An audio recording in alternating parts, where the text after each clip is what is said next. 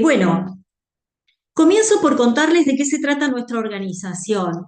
A mí me han pedido que les haga un breve raconto de nuestra experiencia durante estos 13 años de vida que tenemos, cómo empezamos, cuáles son los ejes principales de nuestro trabajo, cuáles son las experiencias que hemos tenido en el campo, esperando que les sirva de referencia, de ejemplo, de conocimiento complementario para aquellos que tengan interés en seguir este camino. Y es lo que estamos identificando en esta reunión como ingeniería humanitaria. Entonces, aquí tenemos nuestra, digamos, acá hay un pequeño paneo por alguna de las obras, pero en principio lo que les voy a relatar es cómo nace nuestra organización. Me parece que es muy interesante porque a partir de ese proceso de nacimiento, de alumbramiento, podemos ya ir levantando rasgos característicos de lo que es una organización que finalmente se dedica a atender los problemas de la sociedad, a pesar de tratarse de disciplinas que aparentemente no se ocupan específicamente de esas cosas. Entonces, ¿cómo nacemos?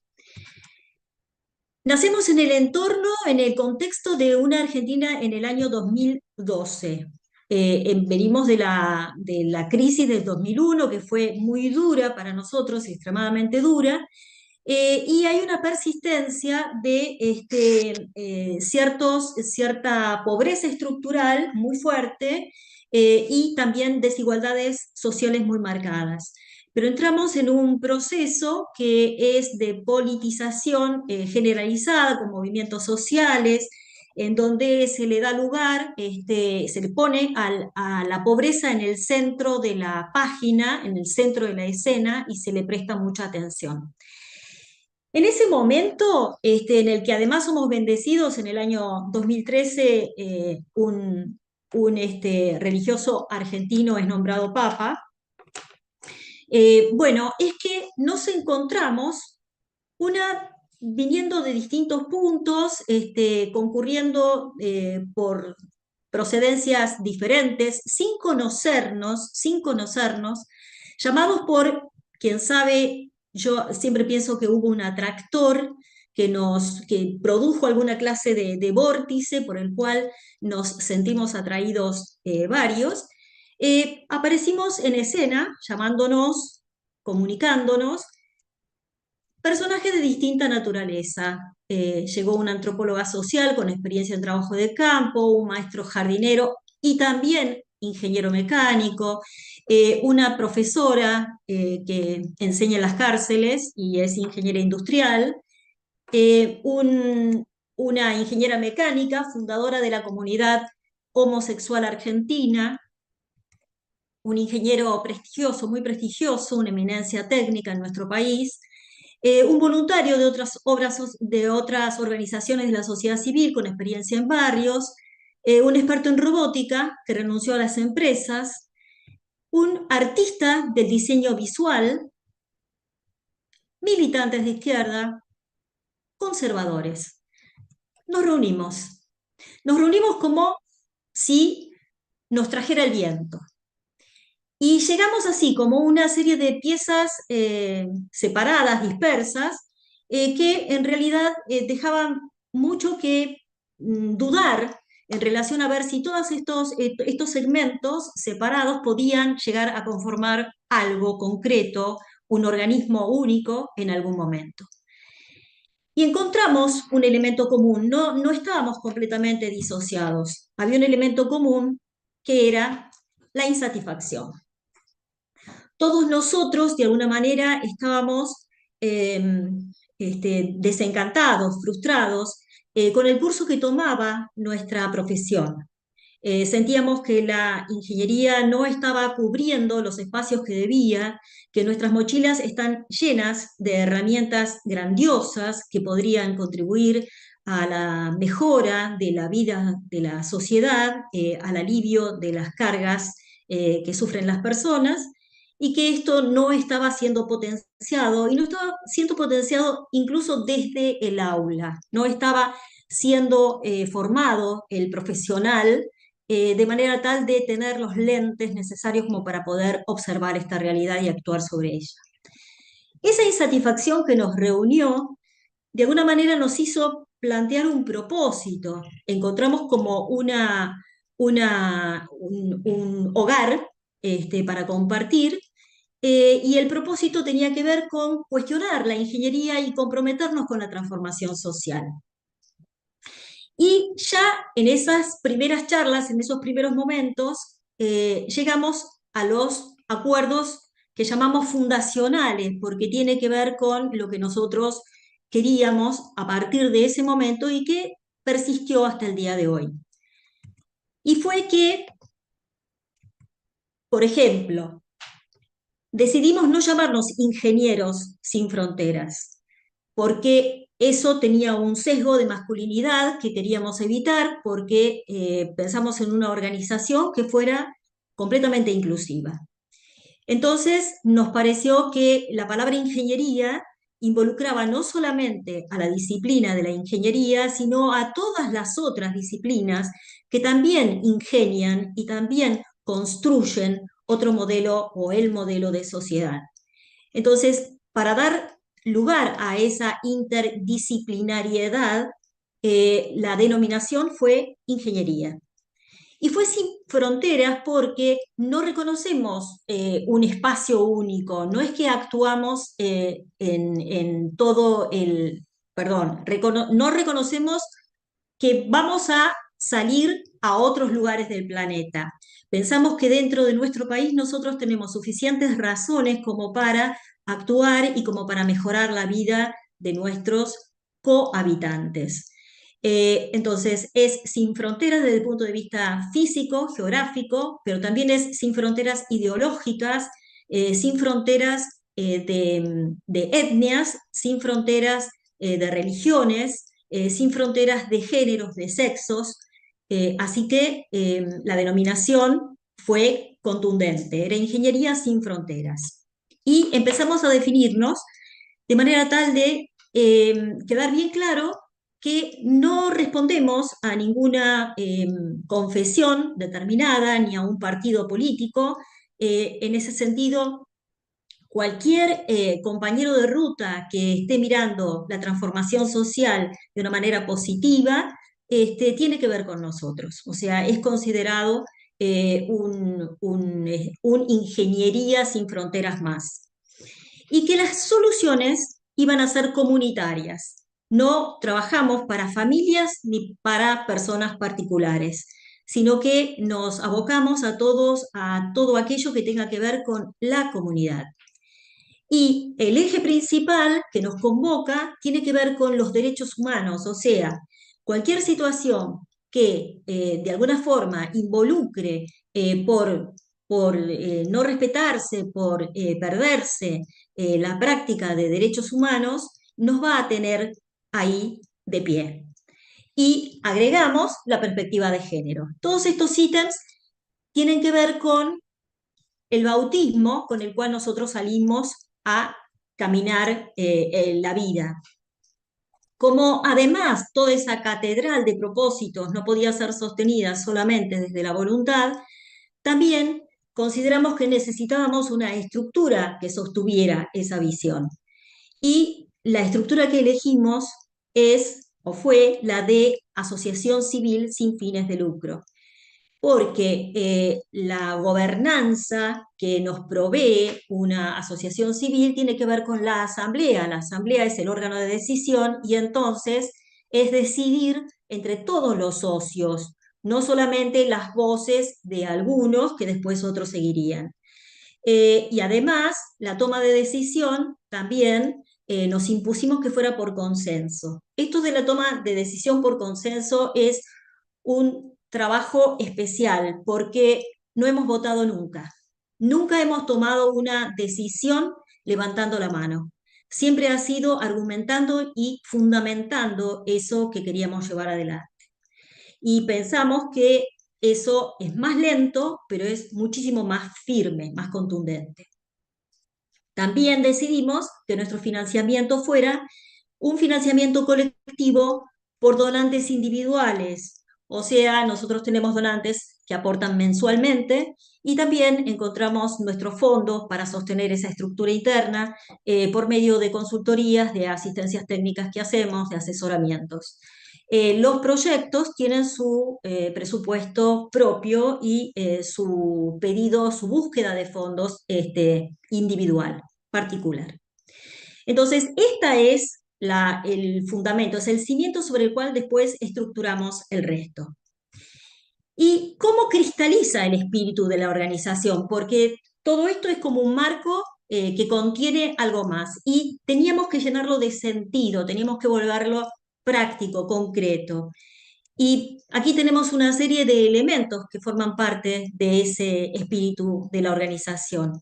Los rituales. Nosotros generamos rituales y los rituales son muchas veces alrededor de la comida. Es muy argentino y muy porteño el, el- el tomar mate o el tomar café. Siempre las reuniones tenían algo rico, algo amoroso, porque eso a mucha mejora, endulza, simplifica. Bueno, aprendimos eso. Además, el tema de los símbolos. Inmediatamente buscamos una identidad, buscamos un logo que nos hiciera, que nos representara, un color, y eso da pertenencia y también da distinción. O sea, somos estos que somos, nos mostramos al mundo de esta manera. Y fundamentalmente la cultura colaborativa. Esto es que es hacer las cosas en comunión, en comunidad interna también, no solamente el hacia afuera, todo lo que practicamos hacia afuera lo queremos hacia adentro. Y la cultura colaborativa también quiere decir dejar los egos de lado, escuchar, digamos, tolerar, también compartir generosamente los saberes, los conocimientos. Además, hablando de saberes y de conocimientos, ese fue nuestro primer paso. Comenzamos tratando de conocernos en reuniones de circulación de saberes, en donde nos juntamos en aulas de la universidad para contarles a nuestros compañeros alguna temática que nosotros conociéramos o manejáramos especialmente, distintas de las típicas de la profesión, para contarles de alguna manera qué era lo que nosotros traíamos adentro de la mochila. Y presentarnos. Veníamos de lugares diferentes, desconectados, así que esa fue una presentación. Pero al mismo tiempo nos dimos cuenta que vertiginosamente estábamos generando conocimiento. Es decir, cada paso que dábamos era experiencia y decidimos no dejar pasar esa experiencia, construir una especie de bitácora, conceptualizar. Y esto ya también definió nuestra organización. Somos una organización que se piensa a sí misma todo el tiempo, pero que no queremos dejar para nosotros, para nuestro uso particular, esos saberes que vamos descubriendo, sino que tienen sentido en tanto y en cuanto se ofrezcan a los demás, que los demás puedan saber por lo menos que este fue nuestro recorrido, que fue nuestro camino y poder andarlo. De ahí nació muy rápidamente una diplomatura en gestión estratégica de proyectos sociales, rápidamente otra de energía y desarrollo sustentable, y más acá un curso de ecodiseño centrado en la comunidad. O sea, todas formaciones que acercaron muchísimos alumnos a nuestros conocimientos y a nuestras experiencias y que año a año van creciendo en contenido porque a medida que nosotros crecemos, estos cursos están vivos y también crecen. ¿Qué es lo que, digamos, fomentamos?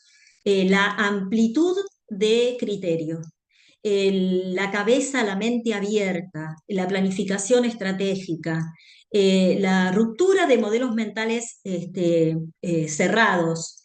Diríamos, ahora que estuvieron hablando tanto del episteme, digamos, esto de la generosidad o de la humildad, del conocimiento propio, y todas estas cuestiones que tienen que ver con abrir al mundo otra forma de pensar, una forma crítica pero positiva, constructiva. Así a medida que fue transcurriendo el tiempo y al mismo tiempo se fue construyendo también vertiginosamente un lenguaje común. Aprendimos a desechar algunas terminologías que no nos representaban, dejamos de decir beneficiarios y lo reemplazamos por sujeto de derecho en un primer momento, como alguien que plantea, se planta y no pide, sino que reclama lo que le corresponde, pero después también le agregamos sujeto de derecho y responsabilidades, porque no solamente reclama, sino también da respuesta por aquello que se le pone en las manos. Utilizamos también con mucha delicadeza la diferencia entre lo que es asistencia y asistencialismo. Eh, Claramente adscribimos a la asistencia, pero no desechamos fuertemente el asistencialismo, que es infantilizador y paralizante.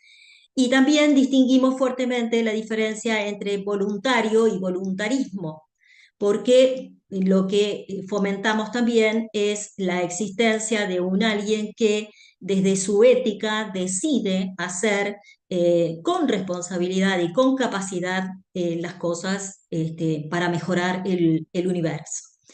Así que usamos mucha terminología, pero además todo envuelto en un tono muy delicado.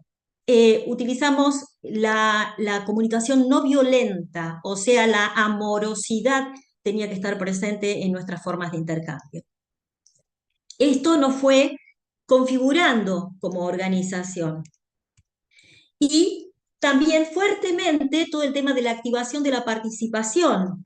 El diagnóstico se hizo participativo, o sea, no caer desde desde la soberbia profesional a decirle al otro qué es lo que necesita, sino escuchar y conversar y problematizar cuál es verdaderamente la situación que nos está convocando.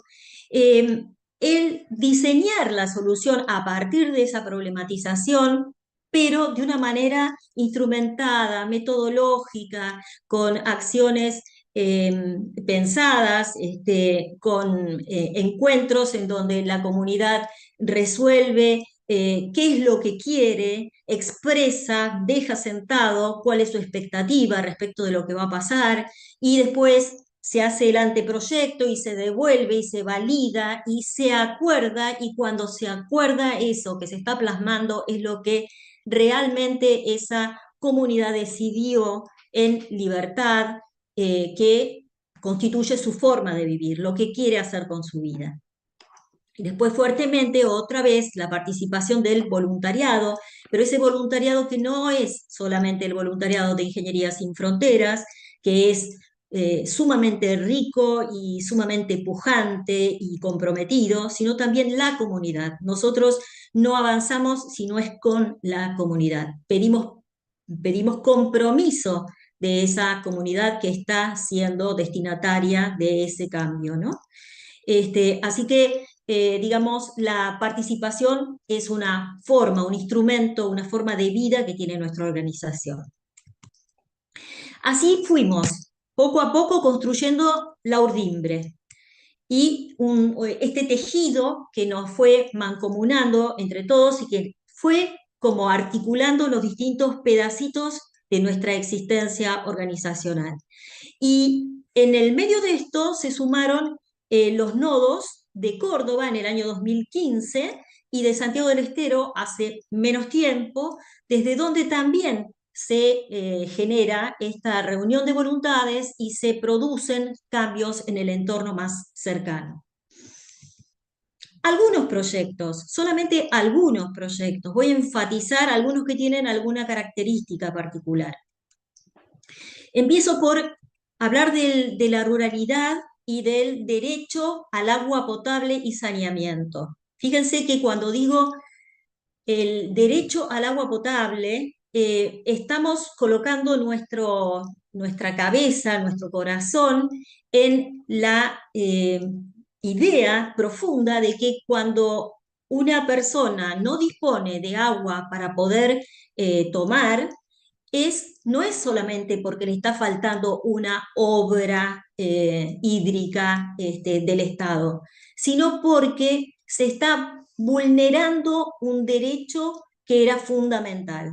Entonces ahí es cuando no hablamos de poblaciones vulnerables, sino que hablamos porque no es un ADN la vulnerabilidad, sino que hablamos de poblaciones o comunidades en situación de vulnerabilidad o vulneradas. En este caso sería vulneradas en el derecho a disponer del agua potable y saneamiento.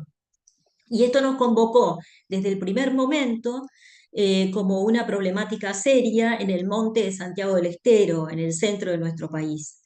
Y generamos durante un tiempo, esto es una anécdota muy breve, pero fíjense cómo aprendimos mucho en ese inicio, porque generamos un filtro de arsénico con la idea de crear pozos y colocar ese filtro y que el agua saliera en condiciones de ser ingerida.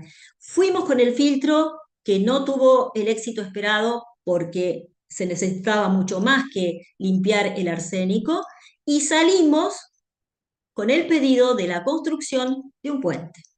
O sea, los pobladores en realidad lo que requerían era un puente para poder atravesar los cursos de agua y poder llegar a lugares más remotos con el camión cisterna que llevaba el agua potable.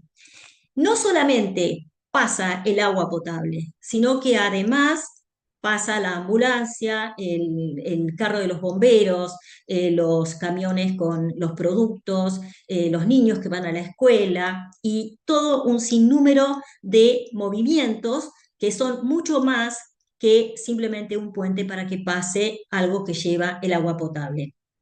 Comenzó siendo uno y terminaron siendo dos. Estas son las sorpresas que da trabajar en estas cosas. Pero profundizando sobre el tema del agua, una compañera nuestra que estuvo en Brasil tomó contacto con sistemas de cosecha de agua de lluvia y almacenamiento. Y entonces, empezando en poblaciones muy pequeñas, se comenzó con 10 de estas instalaciones, llevando a las casas que habían aisladas en los parajes la construcción de estos techos metálicos y por la canaleta el almacenamiento en una cisterna de 16.000 litros, pero de esos 10 se pasó a conseguir llamar la atención del Estado y se hicieron obras, o sea, se consideró todo este proyecto en conjunto y mucho más numeroso y se puso presupuesto para realizar obras de captación y almacenamiento de agua segura. Hoy tenemos 277 cisternas instaladas y aproximadamente cubren la necesidad de 1.200 personas. Es decir, comenzamos con una obra aislada y se multiplicó hasta lograr, y esto es un elemento fundamental en nuestros propósitos, se logró la incidencia en políticas públicas. Esto que nosotros estamos viendo acá representa algo importantísimo porque el agua en el hogar de esta manera libera a esta mujer para que ella pueda hacer otras gestiones, generar su propia vida, otras maneras de ingresar a su economía, dado que la mujer está muy sometida a conseguir el agua y ocuparse de todo eso en esas zonas rurales aisladas. Entonces aquí hemos trabajado no solamente por o con enfoque de derechos humanos, sino también con perspectiva de género. Esto que estamos viendo acá es una cárcel. Esta parte colorida, hermosa, es el patio en donde se reciben las visitas de los niños que van a ver a sus madres, a sus abuelas, a sus parientes femeninas. Esta es la cárcel de mujeres número 46 de la provincia de Buenos Aires. Nos convocaron desde la Universidad de San Martín y también articulados con el Servicio Penitenciario Bonaerense y la localidad de San Martín para generar este espacio completamente diferente que no tiene nada que ver con esos muros grises que fueron en buena parte derribados como para poder alojar este lugar tan hermoso. El pedido que tenían en esos encuentros de codiseño que se hizo con las internas, el pedido que ellas expresaron es: queremos que nuestros hijos no se den cuenta de que estamos en una cárcel. Y eso se logró porque esas criaturas entran y salen de ese lugar y solamente tienen alegría, quieren ir a ver a sus mujeres, madres, hijas, tías, abuelas. Esto es como insólito, digamos, ¿no? Pensar en una organización como la nuestra, formada por ingenieros, ingenieras, arquitectos, antropólogas, que consigue impactar sobre este ámbito. Pero justamente toda esta interdisciplina hace que nosotros podamos mirar todas estas cuestiones con otros lentes. Entonces, en ese atravesamiento, en esa intervención de una disciplina sobre la otra, es que nosotros tenemos la mayor riqueza. Fíjense que otra vez aquí el hecho de trabajar con todas estas cuestiones hizo que no solamente se tuviera que lograr la viabilidad técnica, sino también la viabilidad política. Quiere decir que es otra condición, digamos, otro conocimiento que tenemos, otro ejercicio que tenemos que hacer cuando estamos en estas situaciones, ¿no? Logramos la viabilidad política y con el servicio penitenciario, esta persona es del servicio penitenciario, y esto nos abre las puertas para la viabilidad de la instauración de una política pública, porque tenemos intenciones de que este tipo de construcciones se sigan haciendo en la mayor parte de los penales de mujeres. No sé si lo dije antes, pero estamos haciendo lo mismo en el penal 47 en este momento.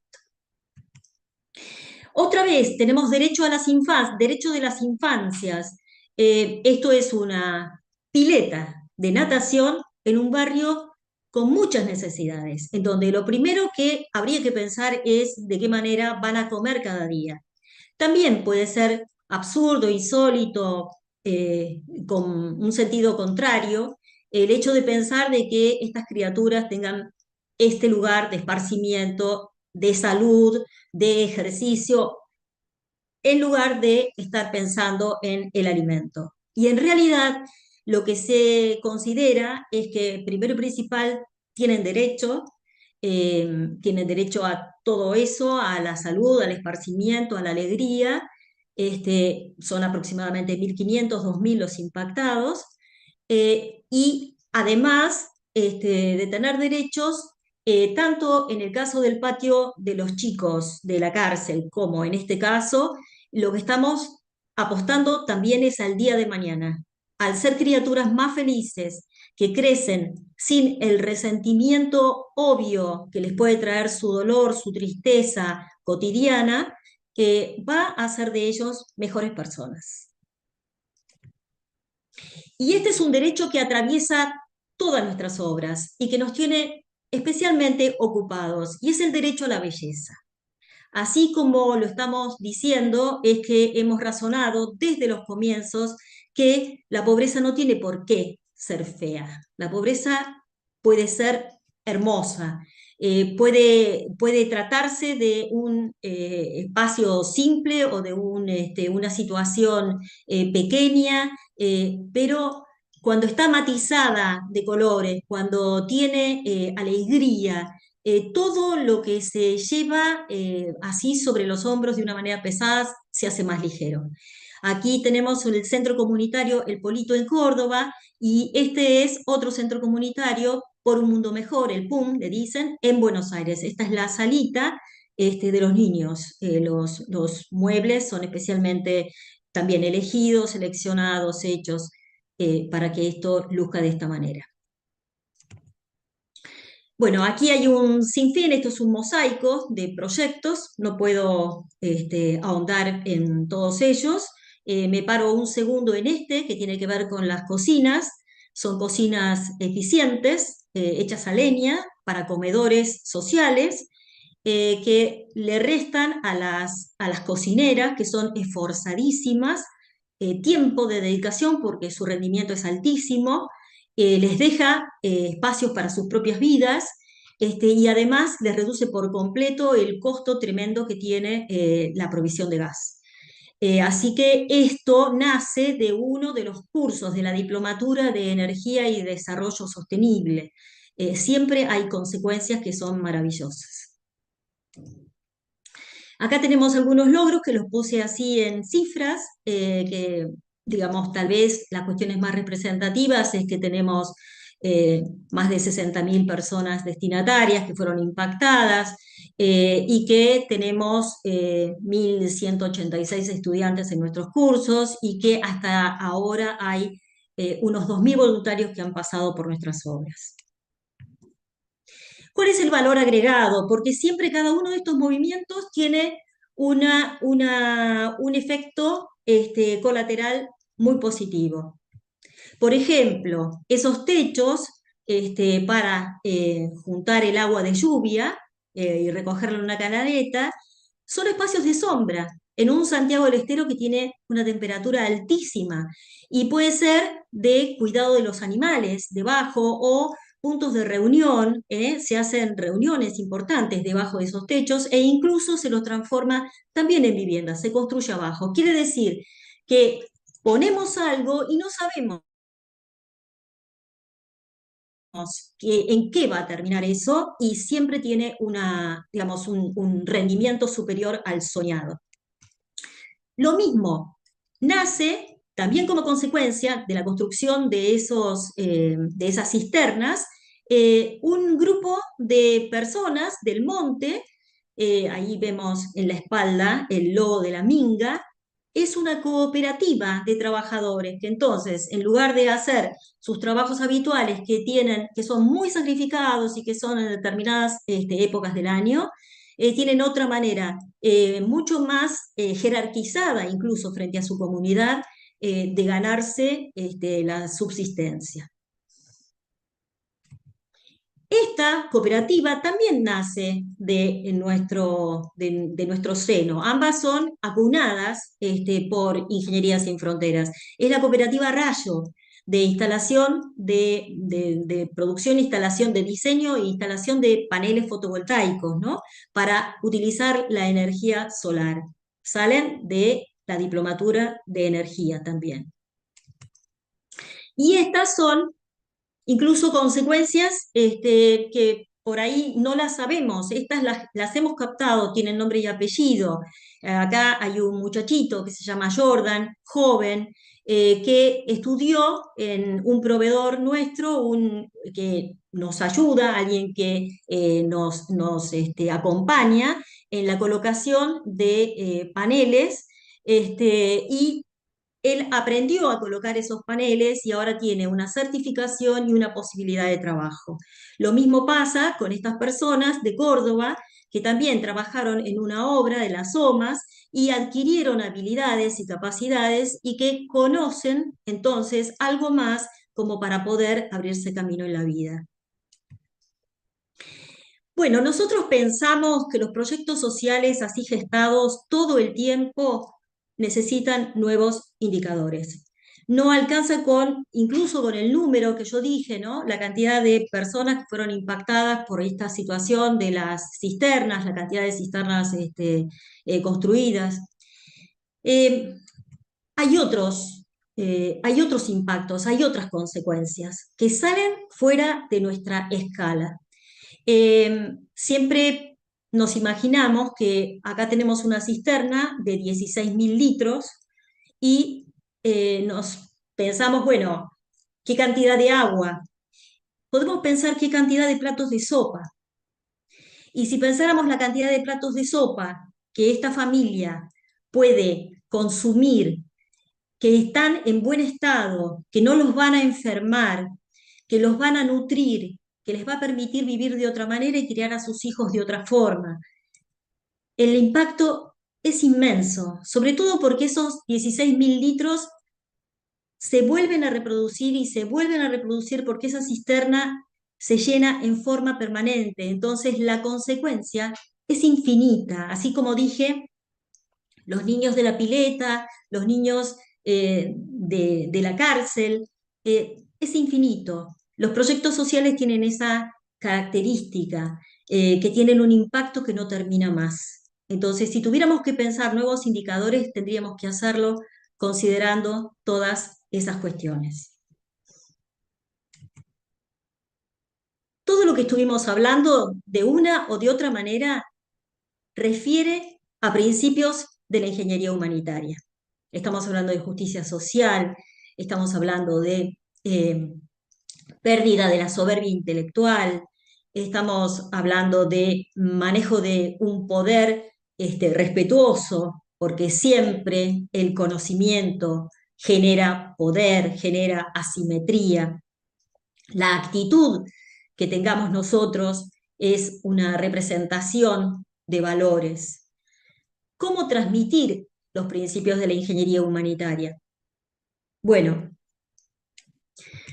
hay determinadas cuestiones que son claves y voy a dejar algunas solamente y si después da el lugar podemos seguir charlando. En el aula, no hay manera de hablar de teoría si no se camina el territorio. O sea, es fundamental que tengamos la teoría, el marco conceptual, pero la práctica. Perdón.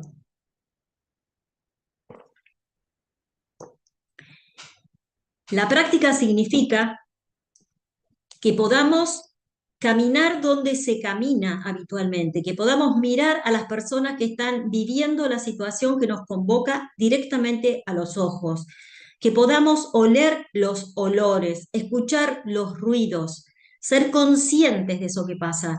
Nada que sea una información que se baje directamente de la nube y que no se vea realmente, se viva sobre la piel. Entonces, siempre el marco conceptual, pero la práctica. Además, la práctica reflexiva.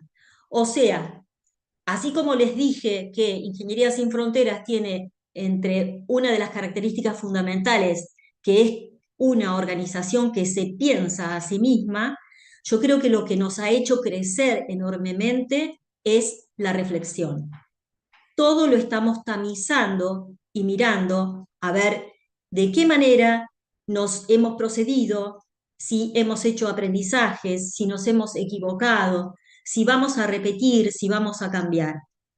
La práctica reflexiva es la correcta. Una práctica que se hace en forma automática no conduce absolutamente a nada. Después, hablando de la humildad epistémica, estábamos diciendo, los escuché muy atentamente a las diferencias conceptuales que expresó el profesor, y me refiero en este caso muy especialmente a suspender la soberbia profesional. Las profesiones como la nuestra, la ingeniería, tienen un saber tan contundentemente considerado dentro de la sociedad que solamente por simple presencia somos la autoridad cuando hablamos y cuando opinamos. Y tenemos que ser conscientes de eso y pasar esa conciencia a nuestros estudiantes cuando estamos en el aula para que la suspendan, para que sepan que tenemos un libro abierto enorme en los saberes de las personas que viven la realidad. Todas esas comunidades han llegado hasta este momento de alguna forma, han desplegado sus propias estrategias, han resuelto los problemas con alguna clase de sabiduría, a veces sabiduría ancestral como la que estaban marcando antes. Bueno, silencio y mucho respeto frente a esas cosas porque tenemos muchísimo para aprender. Ese silencio y ese respeto habría que lograr transmitírselo a nuestros estudiantes. Y por lo mismo, comprender qué es la empatía y practicar la empatía, porque es un ejercicio. No es simplemente ponerse en los zapatos del otro, sino es ser el otro, meternos adentro de la piel, comprar su historia, sus expectativas, sus miedos, sus angustias, sus frustraciones y también sus alegrías. Y solo desde ahí empezar a pensar, porque si no corremos el riesgo de imponer nuestro propio modelo, ser hegemónicos. Y eso también es una luz, una advertencia que tendríamos que mostrarle a nuestros estudiantes. Y vivir la coherencia. O sea que si decimos coherencia, que sea un matrimonio correcto entre el discurso y la acción, vivirla, hacerla de verdad, hacerla como un sistema de vida. ¿Mm? Y además, desde el punto de vista de los programas, que la presencia de una ingeniería humanitaria sea transversal. En algún momento nos invitaron de la Facultad de Ingeniería de la Universidad de Buenos Aires, con mi compañera antropóloga, y nos preguntaban a ver si era conveniente tener una materia que enseñara aspectos sociales dentro de la carrera. Y les dijimos que no es una materia. Con resolver una materia en forma vertical no está cumplido el compromiso. El compromiso es transversal, o sea que tiene que ser un acuerdo entre cátedras para que haya una presencia de estos saberes en cada una de ellas. ¿Y cómo? De valores estamos hablando, porque no estamos hablando de otra cosa. Todo esto está impregnado de valores. A los docentes les digo este mensaje. Sobre el cuerpo, lo que vamos a enseñar. Si nosotros no tenemos puesto sobre el cuerpo, adentro del alma, circulando por nuestras venas, la convicción de todo esto que estamos diciendo, nuestros estudiantes escuchan el doble discurso y por la grieta entra esa cuña que todo lo rompe. Solamente vamos a ser contundentes y poder enseñar si lo que decimos lo tenemos sostenido con nuestra vida. Por eso les regalo esta frase de Mahatma Gandhi que dice, mi vida es mi mensaje. Gracias. Y para ser coherente, y como nosotros tenemos cultura participativa, Natalia Serachevsky y Adam Levy son mis compañeros de ruta, todo lo hacemos juntos. Así que aquí están sus nombres también. Muchas gracias.